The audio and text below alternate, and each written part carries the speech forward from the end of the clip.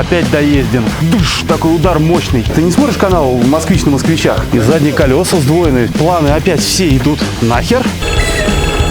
Красота, да? Это просто какой-то трэш.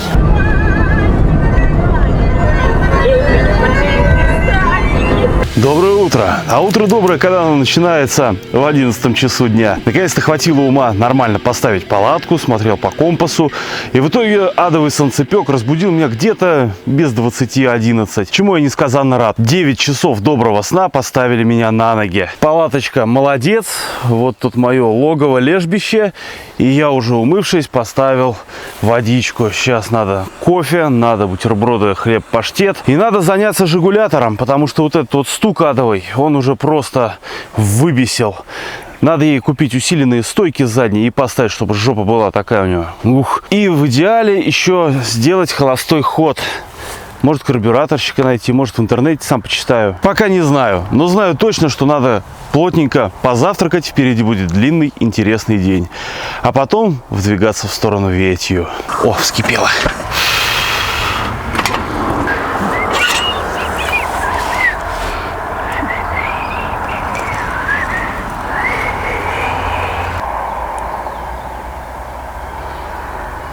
Вот за что я люблю этот прекрасный, добрый, старый прицепчик. Еще когда у меня был УАЗик, еще когда был мирный ковидный год, в самый разгар вот этого всего мы с другом Кирюшей поехали в Новгородскую область. И там он, как водится, пошел в отель отдыхать. В хостел в какой-то, а я тормознул на улице. У меня в УАЗике было спальное место, поэтому мне не требовалось ничего там дополнительно, никакое жилье. И также на крыле прицепа разбивал я тогда себе стол, ужинал, чай, кофе. Именно тогда мне в голову пришла мысль, что а если был бы дождь, то как? И после этого я задумался об автодоме. Все, кемпинг окончен, все собрано, все помыто, все готово. И на всякий случай для новых зрителей хочу заметить, что после себя никакого мусора ни в коем случае. Все, единственное отличие места до от места после, когда я уехал, травка примята. Все. Ладно, заводим и едем. Вначале надо нам найти магазин запчастей и купить розетку на прицеп. На тех дорогах она была утеряна, надо восстановить проводку и его подключить, поскольку из этих ужасных фонарей жопа не сигнализирует, поэтому нам хвост нужен обязательно хотя бы как средство, габариты, стопори, поворотники. Это очень важно, это номер один. И жить хорошо, и жизнь хороша, только тут такие тучки, которые мне не очень нравятся, если честно. И если там стойки менять, это я сам не смогу, и оснастки такой нет, то розетку-то подключать надо самому. А если это делать под дождем, это будет крайне утомительный процесс. В общем, пожелай мне удачи, дружище. Ковер на месте, едем дальше. Тут экипаж ДПС проезжал, обгонял, ничего не тормознули, даже не посмотрели. Девятка — это такая машина-невидимка. Если она без спорт-обвеса, такая она, олдскульная. Ну, погода прекрасная, природа, красота, лесочек, солнышко, трасса, машины. Кстати, да, после вчерашних наших покатушек по бетонке у Жиги появился такой спортивный рык. Где-то там что-то пробито в выхлопные. Мне это нравится, знаете, звучит как какой-то старый чарджер, такой металлический звук, прям прикольно, это можно и оставить. Нашел вот такой вот магазинчик автозапчастей, больше похож на какой-то рынок, развал, там есть практически все. И все, что надо, я взял. Я взял вот эти вот оригинальные платы в задние фонари. Я понимаю, что они говно, но они стоят по 200 рублей. Ну, попробую, если заработает, окей. 250 за розеточку и амортизатор-стойку. Полтораха. В Москва-Баде брал со склада за 1000. Ладно, хрен с ним. Досадно то, что пружин нет. Никаких, ни усиленных, ни простых. Ладно, сейчас чиним светооптику, оптику, светотехнику и двигаем в Котлас. Там надо найти пружины и того, кто все это инсталирует в машинку. Хорошая машина «Жигули». ВАЗ. Даже как-то без инструкций. На уровне интуиции понятно, что с этим совсем надо делать. Вот такая вот контактная группа. В общем, все хреново. Сейчас попробуем, поменяем, посмотрим, что из этого всего получится. По итогу все работает. Прикупил пружины от 2111, они должны быть помощнее. Ну и стоечку замены этой. А также комплект всяких этих гофр, отбойников. То есть надо все это теперь только пересобрать, и мы вообще готовы. Розетка стала нормально, все хорошо. Все лампочки работают.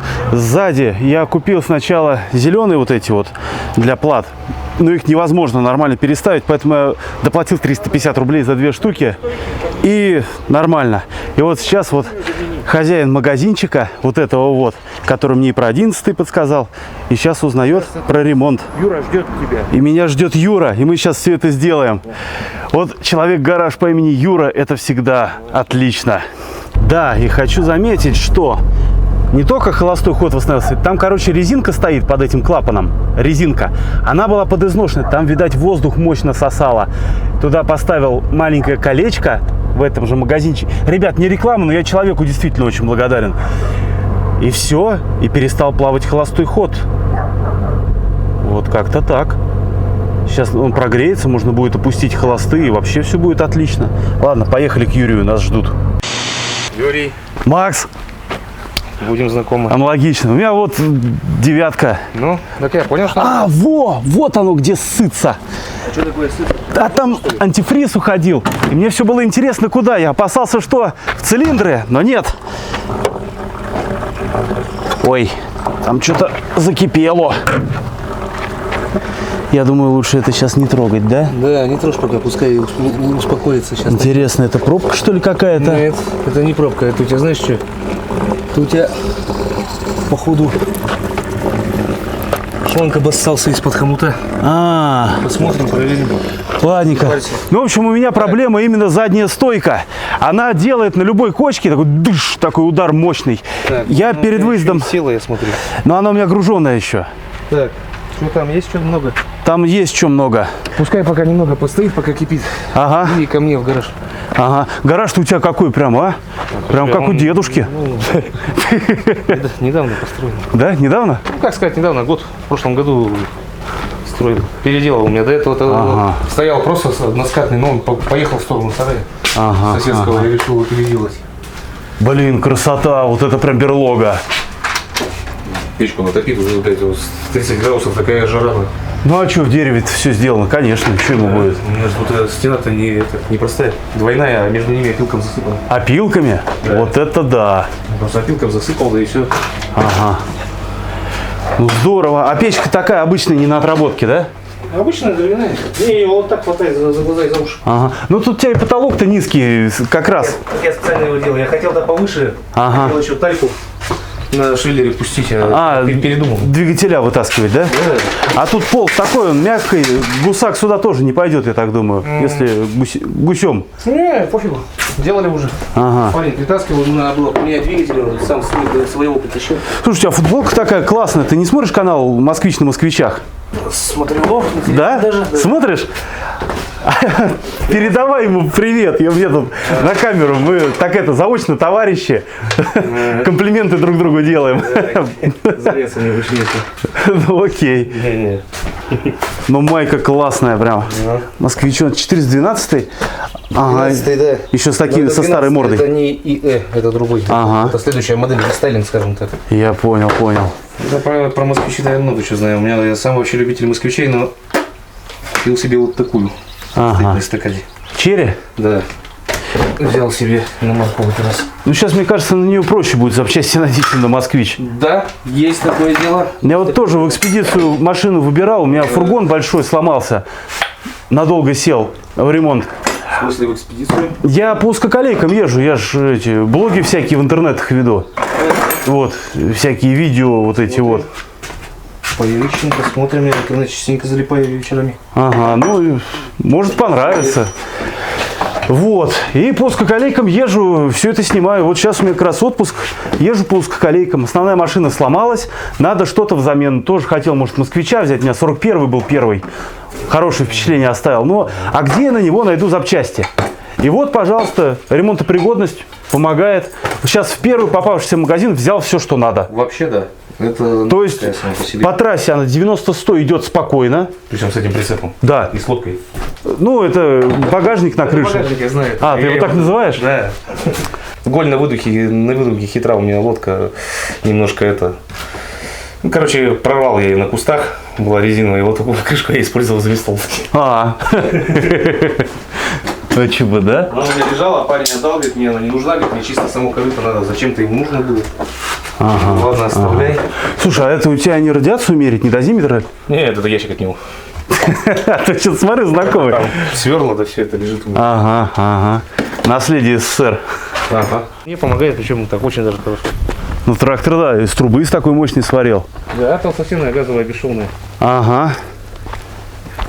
И задние колеса сдвоенные, все по канону. Волговские, 15-шевские. Ага. До 15. Здорово. Рейку поставил, да? Да, рулевой от Калины. Колено. Ага. Коробка прям по центру. Все, круто. Жиговская 4-ступка. 4-ступка? Да. Класс. А ее вполне хватает, она лучше тягает с ней. Ага. Задний москопеечный тоже на тягу. Жиг здесь 7 лошадей, Гринфилд. У меня такой же стоял на дрезине, один в один. Лифан сейчас поставил, это тоже сдох просто. Ну, классно, слушай, техника-то прям замечательно у тебя получилось. Ё-моё, вот что по сусекам наскрести можно, ты глянь. Вот это да, руль такой кибернетический. Вот так выглядит киберпанк. Класс. Ну ты глянь, ты когда-нибудь такое видел? Видел, но давно. Супер. А тем временем, да, пройду здесь, через канаву. Решили, короче, еще и патрубки поменять, вот, потому что там им почти хана. Будет обидно, если лопнет патрубок где-то в коме. А там и термостат, что-то там. Короче, термостат и патрубки заодно сейчас поменяем. Вот такой вот у меня сегодня день ремонта. Планы опять все идут нахер. Но и... Да и хер с ними, ребят. Слушайте, такие люди встречаются добрые. Так это все интересно происходит. Вот по поселку сейчас, в магазин автозапчастей. Туча какая. Мелкая морось идет. Попаду ли я под ливень? Да кто ж его знает. Но идти надо. Эх, на машине-то, конечно, тут это все быстренько было. Иду с запчастями. Поселок Шипицыно. Прямо на трассе. А вон, видишь, звезда красная.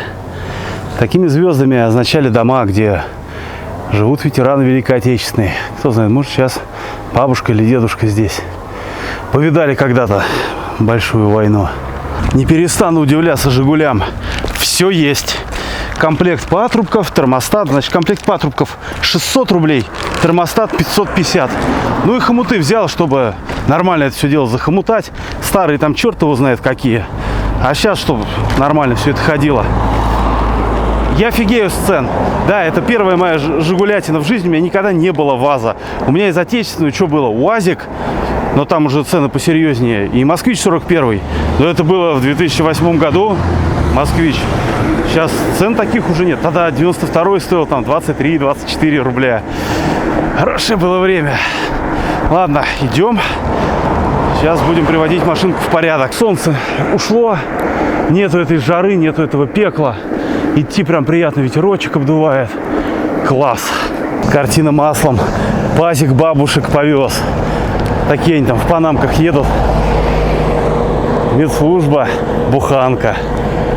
Красота, прям деревня. И что еще хочу заметить. Термостат 85 градусов, да, ВАЗ там 8, 99 АК.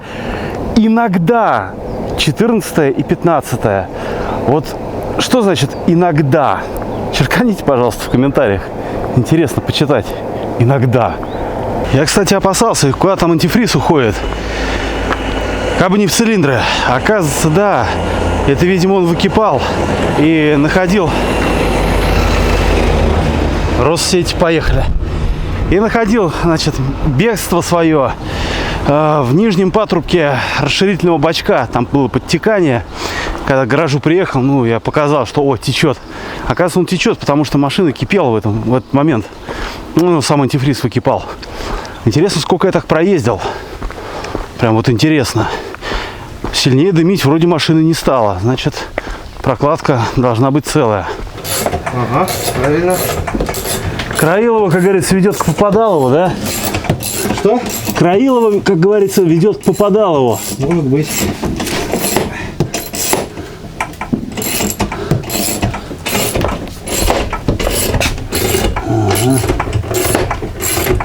Вот, значит, пружины новые, это старые. Причем это старая обломанная. Вот это новое, это старое. Бог наказал. Давай, Бог наказал. Вот. Вот это, собственно говоря, вот этот и есть этот слом. Вот это у нас и стучало. Да. Вот таким макаром. Слушай, я тебе могу ее приварить, обратно поставить, не желаешь? Не.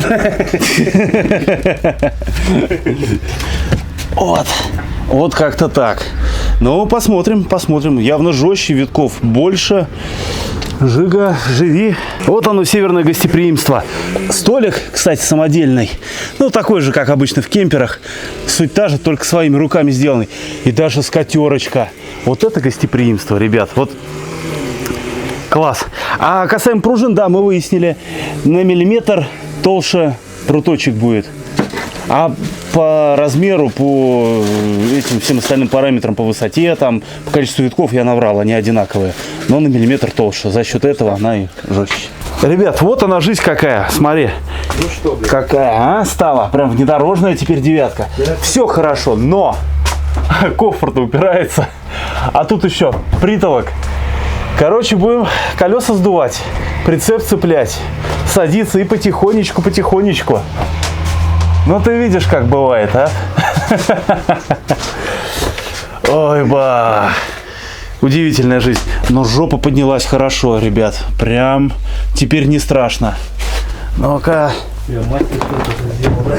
Да, мастер с большой буквы. Спереди тоже нормально. Тоже есть расстояница. Это радует. Теперь следующий этап.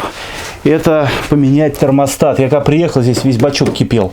Оказывается, он кипел. Через тот нижний шланг она вытекала. Поэтому уровень падал. Ё-моё, хорошо, что сейчас это все обнаружилось, а? И хорошо, что это Жигуль. Вот была бы другая машина, какая-то иномарка. Ладно, цены запчастями, хрен бы с ним. Где-то ужался, может быть, что-то бы отменил бы из поездки. Но запчастей в наличии хрен найдешь. И вот это основная проблема. Поэтому, да, Жига как бы оказывается прям вариант. Прям хороший вариант, ребята. И по комфорту, ну, я скажу так. Дискомфорта я не испытываю. Вполне себе нормально. Ну все, спасибо, Юра. Выручил. Пока! Ох, кайф. Вот это да. Идет красавица. Сделали все как положено. Как выяснилось, мотор у нее вообще нормальный. Вот это да, идет хорошо. Ой, хорошо. Идеально. Идеально. И даже, представляешь, амортизатор не пригодился. А сдать в магазин уже не получится, магазин до 6. Ну ладно, будет Дмитрию тоже такой на 1,5 рубля подгон. А мне в хозяйстве, глядишь, пригодится. Все, вообще отлично. Хорошо. И по температуре все нормально. И вентилятор там включается как должно. И самое главное, систему охлаждения мы сделали. Ё-моё. Вот бы встрял иначе. И тоже, кстати, поселочек-то нормальный вполне себе. Вот мне чем нравится север. Тут какой-то хтони вот этой вот нету всякой. Какой-то жопы, какой-то депрессухи. Нормально люди живут. Кайфово на севере все-таки, как ни крути. Была проблема с тем, что багажник на крыше прям упирался в потолок. Особенно с новой подвеской. Ну, прям вообще. А там притолока. Короче, спустили мы колеса почти в ноль. Юра сел сзади на багажник и спокойно выехали. Повезло. А мы, кстати, тем временем подъезжаем уже к Котласу. Но в него мы заезжать не будем. Южный форпост русского севера. Смотри, какая красота, да? Благодать. Это рядом с речкой мы сейчас. Большая, шикарная река. Северная Двина. Мост Новодел, 2001 год. А вот и она.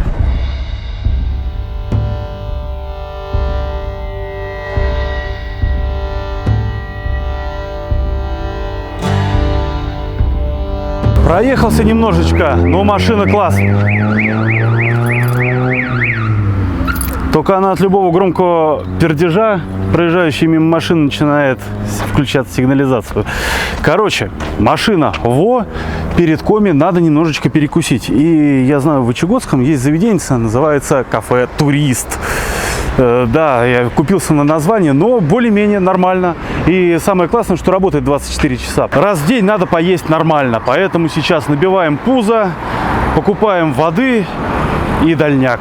Опять доездинг. Вот я на что иду, ради того, чтобы вот так вот снимать все вот эти вот основные ролики, чтобы успеть все посетить. Вечный доездинг. Так, ребята, это не реклама заведения, но в принципе норм. Вот. Что-то немножечко в декор заморочились. А так нормально. Тут у них основной зал. Тоже прикольно, люблю такие лампы лофт. А здесь, я надеюсь, вам видно эти острые козырьки. Кто-то заморочился прям на граффити, на такое. По-моему, сделано очень прикольно. В остальном, конечно, обычная столовая такая вот. Но кайфы в том, что у них есть такая веранда, на которой я и буду сейчас питаться. Потому что с нее очень удобно будет сигнализацию с машины снимать, когда она будет включаться от проходящих мимо грузовиков. Так, в целом, симпатично. Не вот прям фешенебель, но если здесь как-то еще такой гламур такой, ой-ой-ой, то здесь столовка. Вот за все я отдал меньше 300 рублей. По-моему, вполне себе достойно.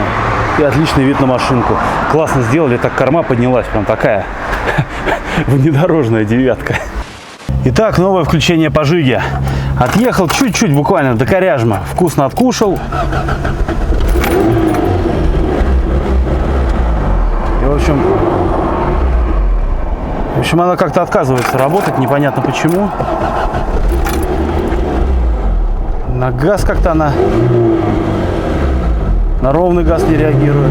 То есть, то нет. Что-то, мне кажется, опять надо снимать, разбирать карбюратор, потому что видимых причин этому безобразию я не нахожу. Все нормально, все подключено. Хрен его знает, что ей не нравится. Ну, честно говоря, я так и думал. Простейшая проверка показала неисправность бензонасоса.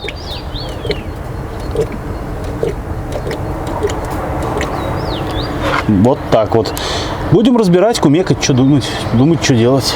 Ну, доброе утро. Встал в 7:29 при будильнике на 7:30. Магазин запчастей с 8. Ну, что сказать. Выспался нормально, воздух свежий, хороший. Был мелкий дождик, палатка справилась. Она однослойная, но все-таки выдержала. Хорошо. И, значит, сейчас уже поставил себе водичку для кофе. О, она уже и вскипела. Отлично. Вперед. Ой, красота. За ночь без изменений. Все нормально, все стабильно, все отлично. Комары не сожрали. Солнце не разбудило. А к шуму к дороге уже как-то пофигу. Такой вот мой развальчик. Ничем особо не отличается от предыдущих ночей. Значит, какая сейчас основная задача? Поменять бензонасос. Я посмотрел, что он там регулируется, его положение какими-то прокладками.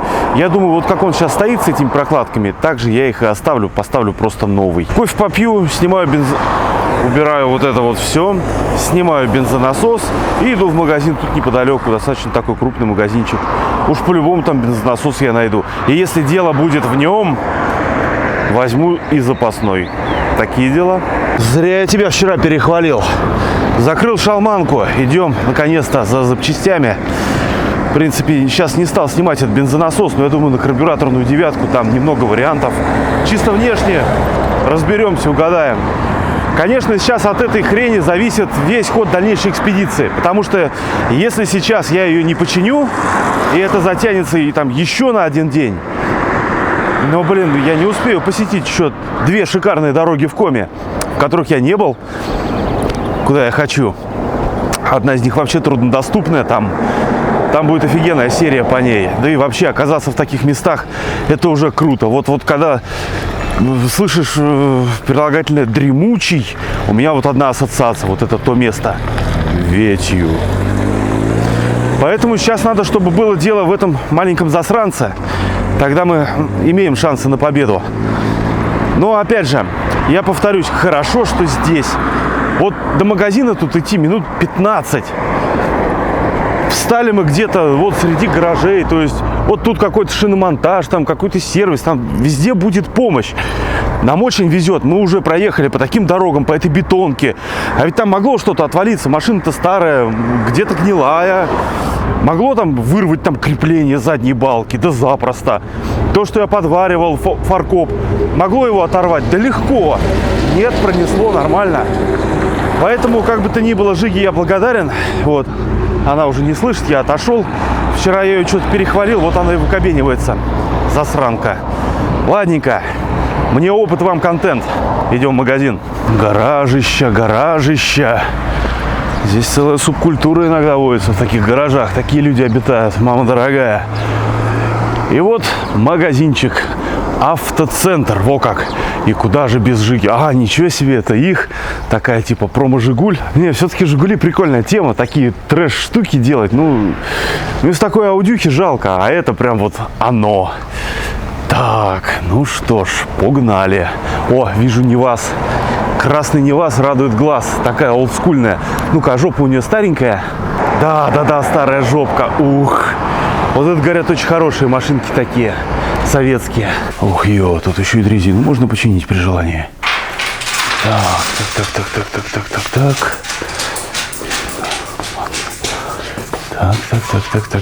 Нет, это вообще не сюда зашел. Это не сюда. Вон там краты есть. Ну, короче, такой типичный большой магазин всякой всячины. Покачественнее бензонасос? Мне покачественнее, да. Говна не надо. И вот такие, смотрите, тут еще мопедки продаются, мототайки. Движочек типа 50 кубов. По факту черт его знает сколько. А, я видел такой. Да, уже сотку стоит. Я его видел за 80. Ну, такой он а-ля, типа, а-ля внедорожный. О, 3 икса. Ну, куда же без этого-то? Ну, это и тоже. У нее там в полах есть пара вентиляционных отверстий. Особенно в Москве, она быстро гниет. И пороги, как бы, лишний элемент оказался. По ее мнению. А, слушайте, я еще забыл совсем. Есть ли у вас патрубок из сапуна в воздушный фильтр? Там такой Г-образный. Он типа пластмассовый, он да, не резина, а такой. Он... Который большой. Ну, который маленький. Маленький. Вентиляция. Да, вентиляция. А то я его купил тогда, стою в пробке, горю что ли, а там этот сапун кто-то вывел вниз и туда, за колесо, за переднее. И из нее там этот пар хлещет. Ё-моё, думаю, вор Эдван. Оказывается, дело не в бобине. Хлещет, это уже... Ну там как хлещет? Попарит. Ну, нет, там дым вот бывает, едет, аж дым идет оттуда, ну как. С сапуна с этого? Да, сапун. Да. Но при этом масло на 1000 километров, да, вроде оно, ага, на 1000 километров, вот от максимума до минимума съело. Вот сколько там? Литр, пол-литра, черт его знает. Это надо попробовать масло другое просто залить. Возможно, мотор-то и живой. Ну, тянет нормально. Я говорю, угар масла может быть, из-за этого уровень не бывает. Надо попробовать другое просто масло, другой фирмы залить. И, возможно, все пройдет. У меня знакомая такая фигня на 4-ке его. Там поедешь после Виллиги, где вот отвернешь на уже в сторону Стеллы. Там дорога потом херовая начнется аккуратно. После Стеллы сказали ремонтировать начали заново, но до Стеллы от нас там километров 15, наверное, там. Ну там смотреть внимательно надо, там бывает пеньки. Ага, спасибо. Вильгос проедешь, там мост будет через реку, ты его проехал, потом налево поворот. Бугорчик поднялся, с угора спустился, и будь внимательней, вот и все. Потому что тут новый асфальт закончится, там старый, и там его поразбили. И после Стеллы, говорят, уже до Вятки там отремонтировали дорогу, но все равно, я хрен его знаю, там не ездил уже давно. Веры нет. Да, веры нет. Потому что они ямочный ремонт делают, а они лесовозами все вышибают. Ну, а Вятка там нормально. За деталье большое спасибо. Хорошего дня. Спасибо. Всего доброго. То ли мне везет, что хорошие люди, то ли реально люди хорошие.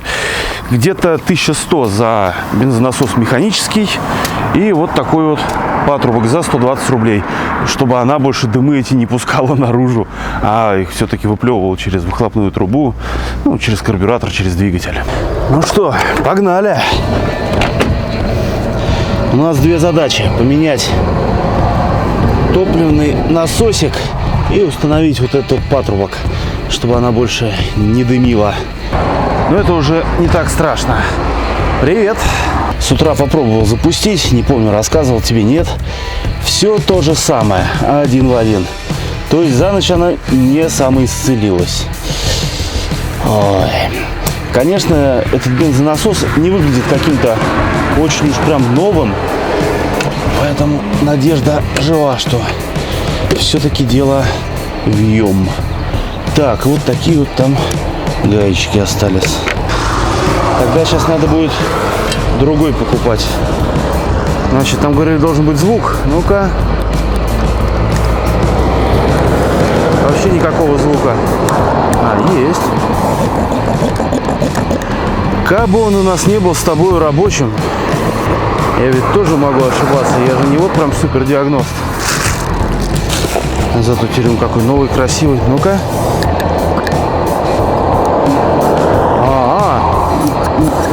Насколько он хуже работает. И смотри, прокладки, видишь, тоже у них разные. Здесь просто какая-то это, а здесь мембрана, резинка. Вариантов у нас с тобой немного. А он вообще никак не делает.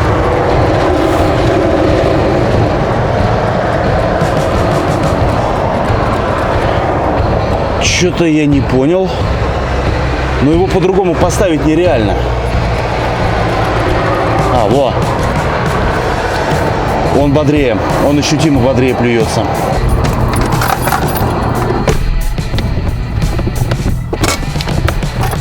Поехали.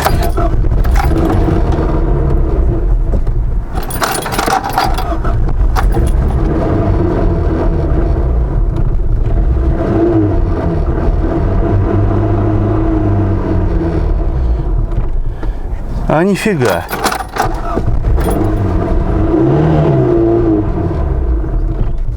Нифига.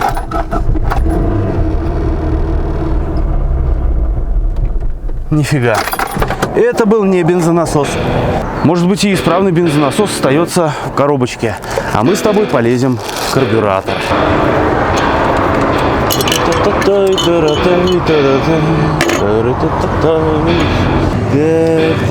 Так. Хорошо, не в лесу, в коме это все случилось. Жопа. Да, возможно, реально надо его прочистить. Опять. Что там?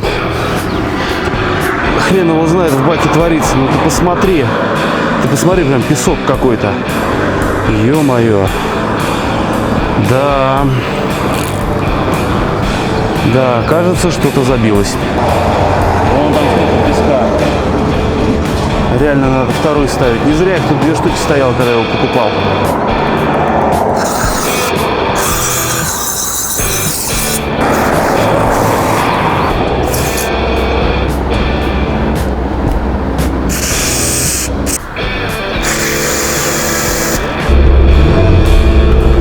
Да. Чистка карбюратора помогла. Все работает. Все работает. Господи, это вообще, это просто какой-то трэш. Великолепно. Ну-ка.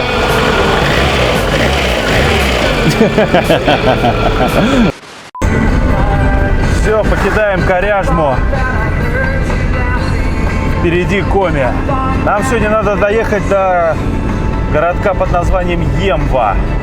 И там мы с вами заселимся в гостиницу.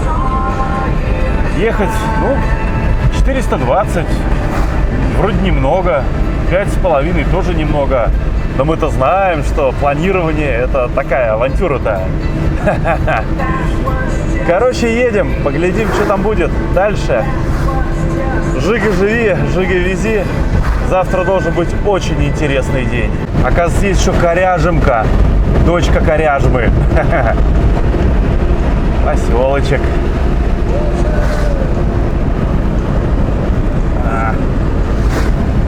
Еще и речка Коряжемка. Прикольно.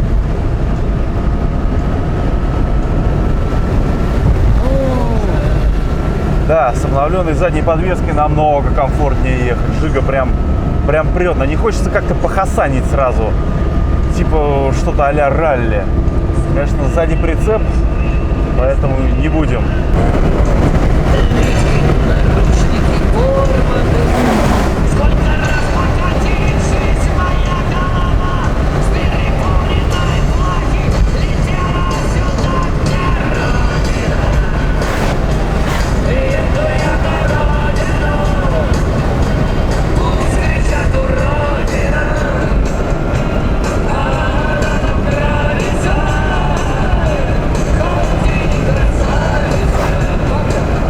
Поселок Вилить, встали на переезде. Тут однопутка, зеленый горит, значит поезд идет оттуда. Вон он, ТЭП-70. Огромный красивый тепловоз. Учитывая, что там платформа, он сейчас, наверное, на бок будет съезжать. Да, стрелка на бок, поэтому у него такая скорость низкая. Пригородный поезд, похоже.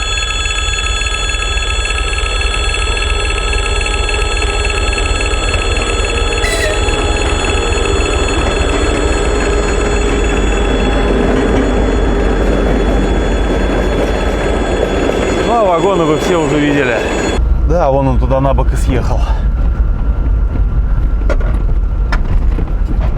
А нам с вами дальше.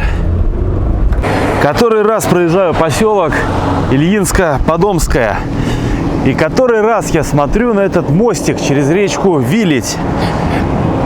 И если раньше я всегда проезжал мимо и ходом, то сейчас я хочу закрыть этот гештальт и посмотреть на этот мостик поближе. Что интересно, плиточку кладут.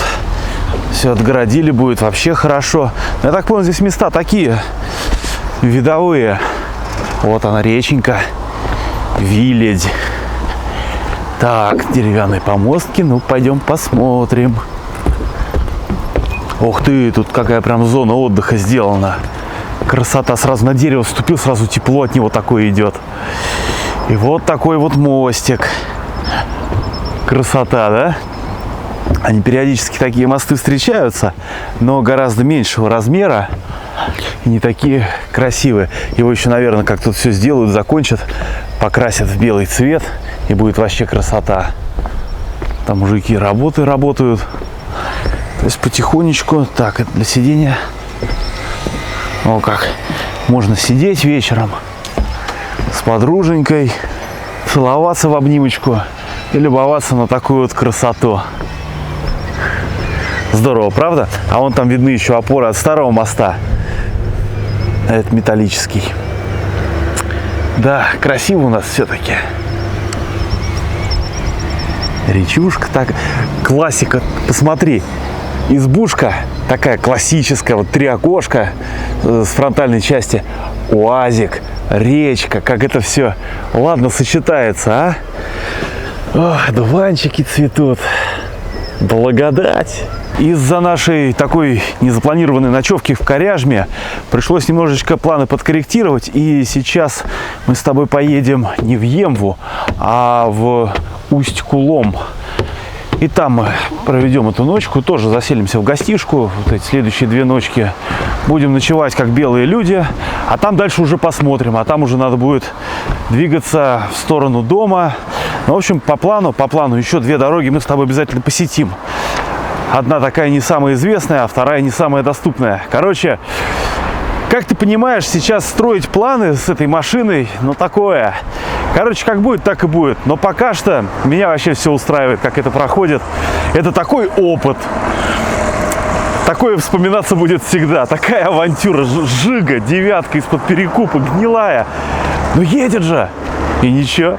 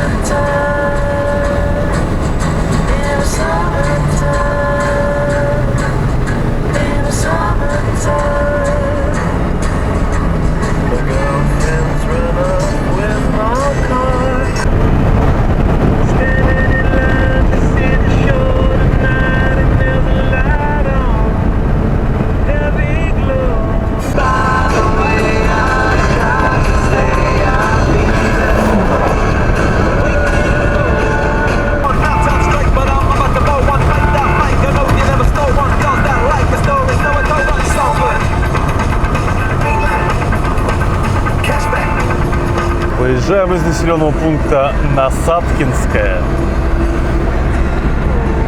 Великотск.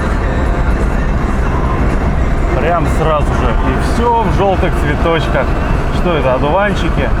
Их там, оказывается, разновидностей это целая куча. А вот так живут в Великотске. Ничего так.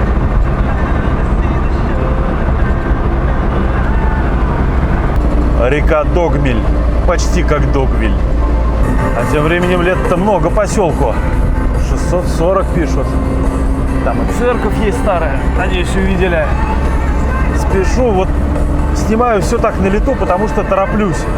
Тороплюсь. Надо в Усть-Кулом успеть. О, счастливого пути. Спасибо большое, Великотск, и его жителям. Я, конечно, указателя не видел, но по ощущениям, по дорогам, как будто мы уже в коме. Что-то какая-то лють началась. Нам еще до Усть-Кулома 360 верст. Хорошо, что передо мной есть чувак, который дорогу мне подсвечивает. Где там надо свернуть, потому что такие ямы сердитые. Хотя девятина вообще на этих дорогах ведет себя просто великолепно. Еду, ну пофигу на покрытие, просто класс.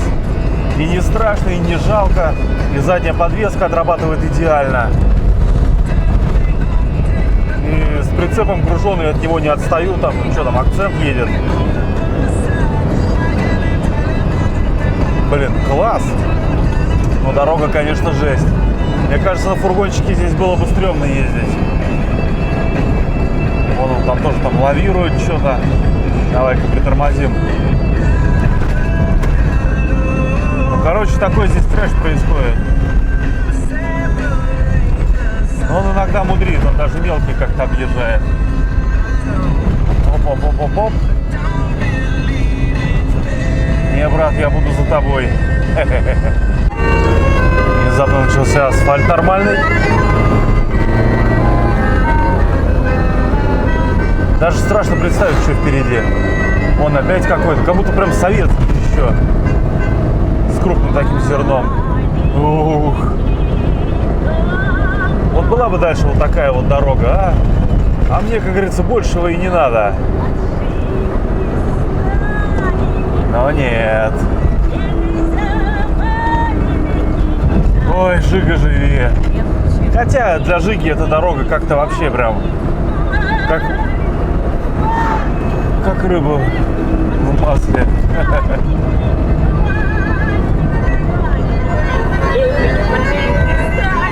Так и едем.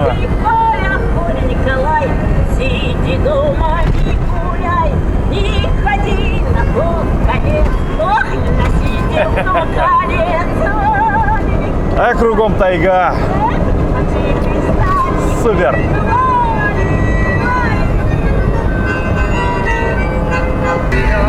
Вот оно.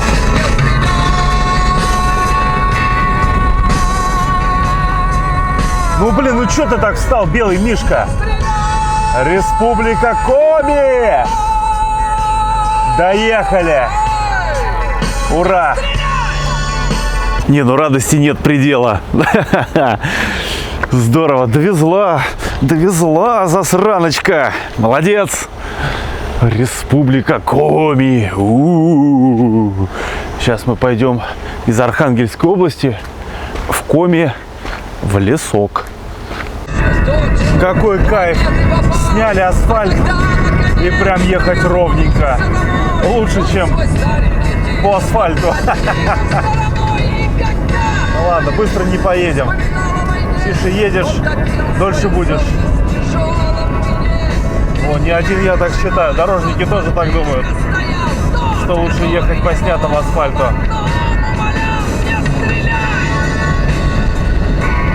Интересно, а путешественника по Коми можно назвать Коми-вояжер? Напиши свой ответ в комментариях. Коми-вояжер. Дорога будто проверяет жигулятора на разных покрытиях после ремонта. Гравий. Отлично. Оп-оп. Асфальт. Идеально.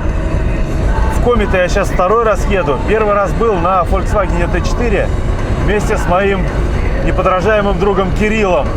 И вот мы, когда возвращались обратно, мы ехали как раз по этой дороге. И это была жопа, это было жуткое испытание. Яма на яме, ямой погоняют, причем такие ямы хардкорные. И дорога эта, ну, больше сотни километров, мы там тряслись, чтобы в ночи это все было. Какой-то, по-моему, даже дождик шел. В общем, мрак полнейший. И сейчас вот Вот что сделали, Кирюх, смотри. Клево, да? Солнышко вышло. Нет, знаешь, определенно не зря я поехал в это путешествие. И клево, что на «Жигуле». Потому что даже плохая дорога ей вообще нипочем. Вот по подвеске очень выносливая машина. Реально для наших дорог сделала. А виды-то какие, ты глянь.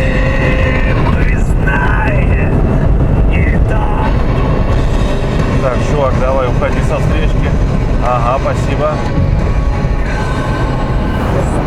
Не просто так он выезжал, тоже что-то. Речка Великая Ахта. Господи, там реки-то и не видать.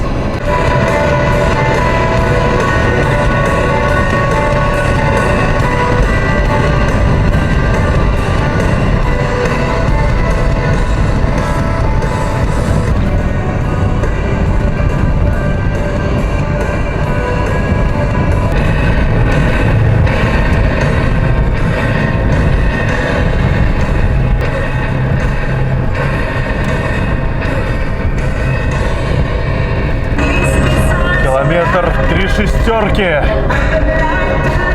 А теперь посмотри, видишь, люди? И вот такая вот там остановочка. Огромная из плит такой вигвам. Коми-остановка.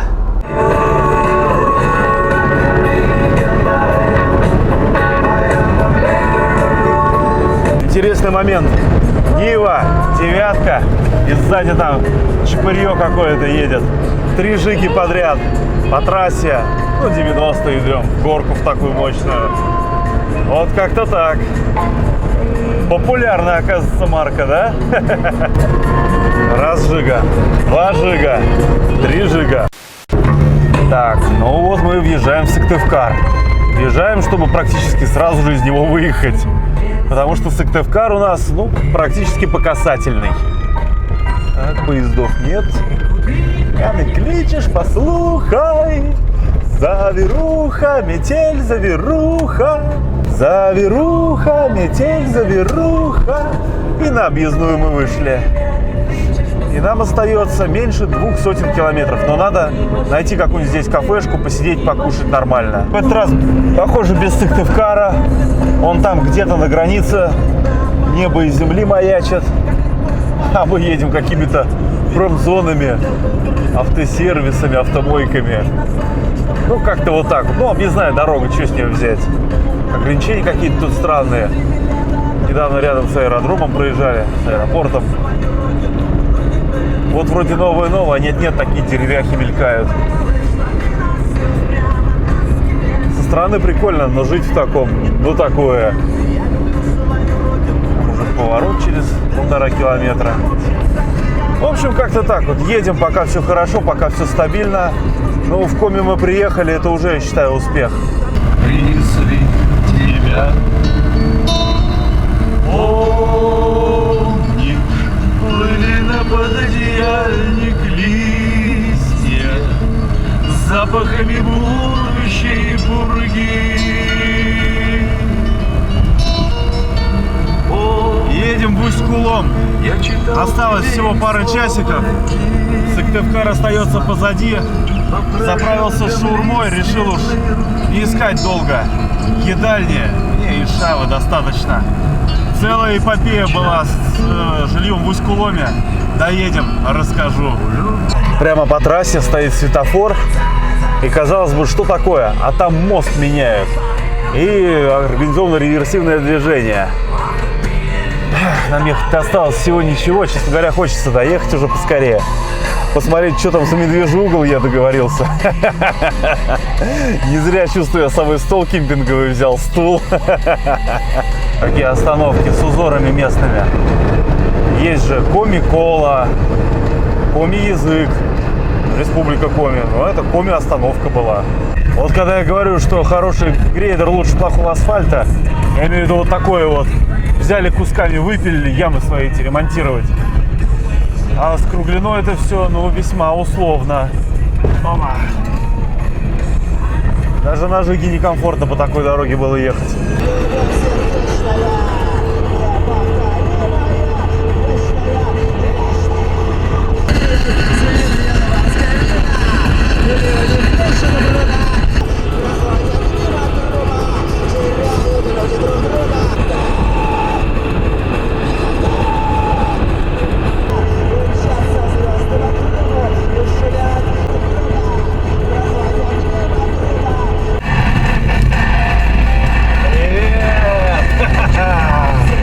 Итак, Усть-Кулом. Таки доехали.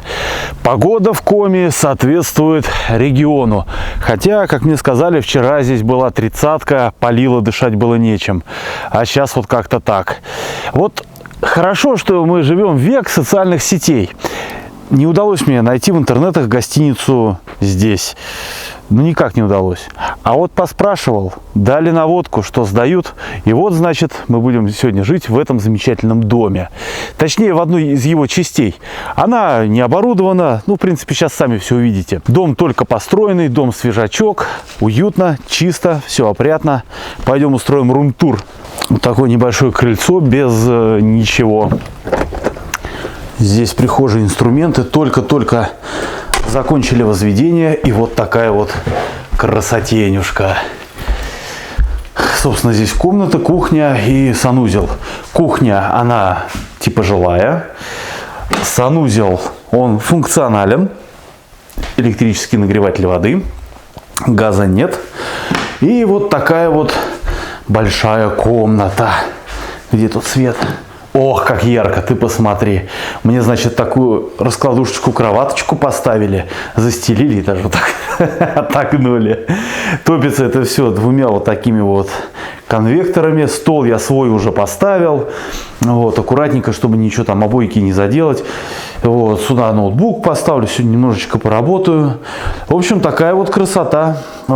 Все пока так покидал, уют не наводил. Мы здесь будем на 2 ночи. Завтра у нас с вами одна из самых отдаленных узкоколеек в республике Коми. Когда ты проснулся, довольный, счастливый, сейчас кофейка с печеньками и вот такая вот погода. Ты глянь, какая красота. Вчера было такое суровое свинцовое небо, чем-то на питерское похоже, только хуже. Коми, чё? Холодно и мелкая морось. А сейчас благодать, солнышко, облачка. Короче, поедем на дорогу, я думаю, с кайфом. Дорожка, похоже, будет немножко затяжная, потому что здесь ее решили поремонтировать. И на время ремонта это просто какой-то ужас. Надо лавировать между ямами. Да, хочется поскорее, но машину жалко. Вот как-то в таких вот это все ямках. Фрезой поснимали полосами, а ты тут давай едь наполовину по обочине, наполовине по дороге. Отдельная засада — это мосты. Вот если на мосту тоже так снято, там уже не объехать, обочины нет. Но сейчас нам повезло. Такая речушка небольшая. О, кажется, закончили. Ура! Благо, что встречное движение здесь практически отсутствует. И можно как-то лавировать на всей ширине проезжей части. В общем, да, такой вот. Если хочешь научиться рулить, приезжай в Коми. Вообще отлично. Мастерски отточишь здесь все навыки, потому что цена слишком высока. Если тут пробить колесо или сломаться, можно встрять надолго. Машин мало очень ездят. И не факт, что кто поедет, прям остановится.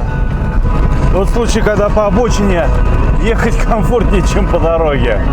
И вот так вот тут то более-менее, то хардкор. Так потихоньку и едем. Кругом, так же, как и на узкоколейке, леса до болота. Я уже даже думаю, что я сейчас нового тебе покажу. Казалось бы, очередная дорога, но должны быть и на ней свои фишки. Так что посмотрим. Вот закон подлости. Стоит только камеру включить, дорога лучше становится. В общем, на скоростях 70-80 по таким дорогам вообще отлично. Машинка просто плывет. Может, это что-то психологическое, не знаю, но как-то прям вот не страшно, приятно. Может, потому что она груженая, как-то подвеска все это лучше отрабатывает, мягче. Поэтому кажется, что идет лучше. Сложно сказать. Конечно же, думерская музыка на заднем фоне. Кто там последний герой, пачка сигарет, сейчас молчат дома. Короче, такая вот атмосфера. Был еще вариант гольфа второго взять. Ну, тоже из той же оперы, только гольф. Хорошо, что не взял. Вот где бы я на него в Котласе искал запчасти? Сколько бы я эти запчасти ждал? Я бы там, наверное, жил бы в палатке, а как эти запчасти пришли бы, мне бы их поставили, еще сервис надо найти. И потом уже все, пора домой. Отпуск кончился. Жига же в этом плане просто вне конкуренции. Ремонтопригодность зашкаливает. И это хорошо. Внезапно хорошая дорога началась. Можно прям ехать приятно, с кайфом. И знаешь, у меня вообще такая ассоциация на Ивановскую область. Двуполосочка, березки, солнышко. Вот у меня как-то так вот в воспоминаниях Ивановская область осталась. Прям вот оно, хотя мы в коме. Канал, вот там полная воды сбоку. В общем, всего 50 километров и поворот до некогда засадного места, которое дало нам с Кирюшей прикурить. Сколько уже? Года 2-3 назад мы с Кирюшей в конце мая подъехали сюда, до этого поворота, на поселок Югодьяк. Там рядом Смолянка. А когда мы повернули, мы увидели кучу машин припаркованных. И мост, который был по воде, стоял по течению. Сейчас вот этот понтонный мост, он стоит так, как должен стоять, так, как нам хотелось бы. А тогда река сильно разлилась. Наплавной мост НМ4 через реку Вычегда. Газелька едет.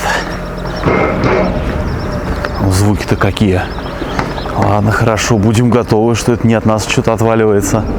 И вот она, Вычегда. Уже вошла в свои берега. Все эти паводки ушли. Такая красота. Тоже мост с тросами привязан, чтобы его можно было ставить на бок, чтобы он не ушел по течению вниз. И давай посмотрим вот отсюда на него. Во, какая красота. Мистер НМ4 во всей своей красе. Приятно так по доскам ехать.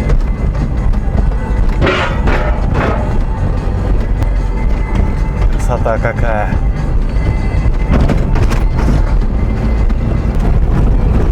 Вот мы подъезжаем к Смолянке. Где-то здесь надо искать узкоколейку. Я вообще не представляю, как мы ее сейчас найдем. Есть там приблизительная точка, очень приблизительная. О! Все оказалось гораздо проще.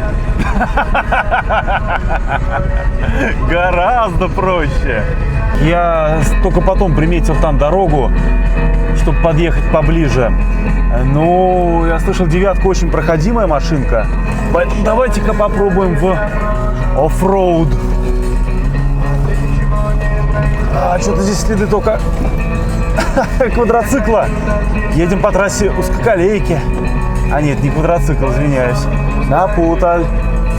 Оп-оп-оп-оп-оп. Смотри, какая красота, а. Ну ты только глянь. Вот это да. И все какие они низкие, а. Как бы не получилось, что мы такие высокие тут горе хапнем. Ладно, теперь надо умудриться развернуться. Опа. Так.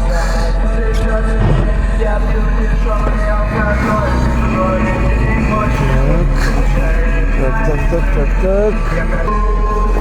Там шпала еще какая-то была. Так, ну давай крутиться. Тут уже надо две руки, поэтому сорян за кадром. Очень удачно получилось, что дорогу нашли так быстро. Прям вот она лежит. Здрасте. Отлично, отлично. И жигулятор смотрится, опять же, как эта машина подходит под окружающий пейзаж. Под березки, под сосенки, под ебня, под какие-то. Прям вот оно. Идеально. Ох, сейчас надо про это все будет серию снимать. Но давай пока буквально, чтобы этот выпуск, опять же, был цельным, давай глянем хотя бы чуть-чуточку, что тут за пионерки такие.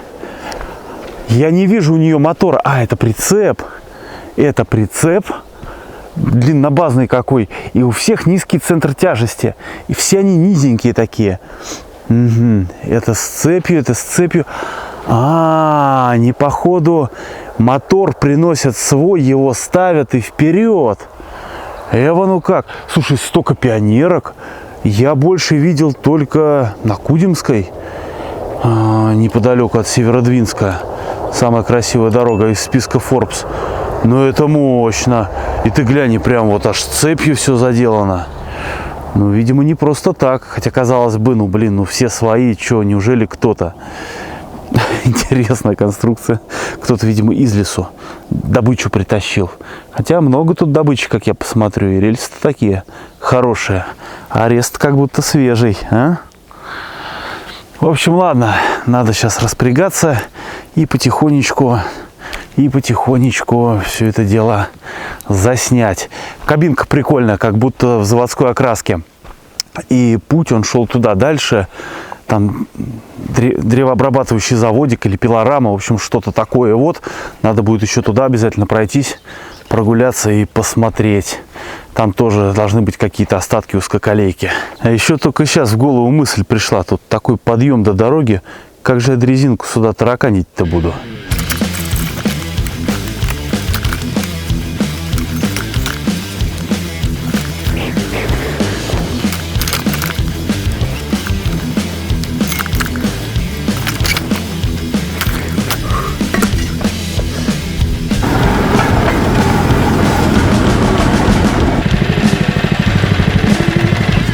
Как несколько уровней подик.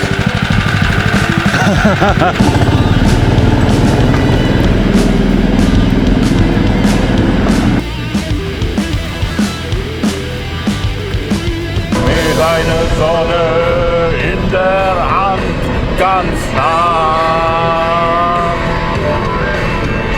So weit weg von mir, so nah.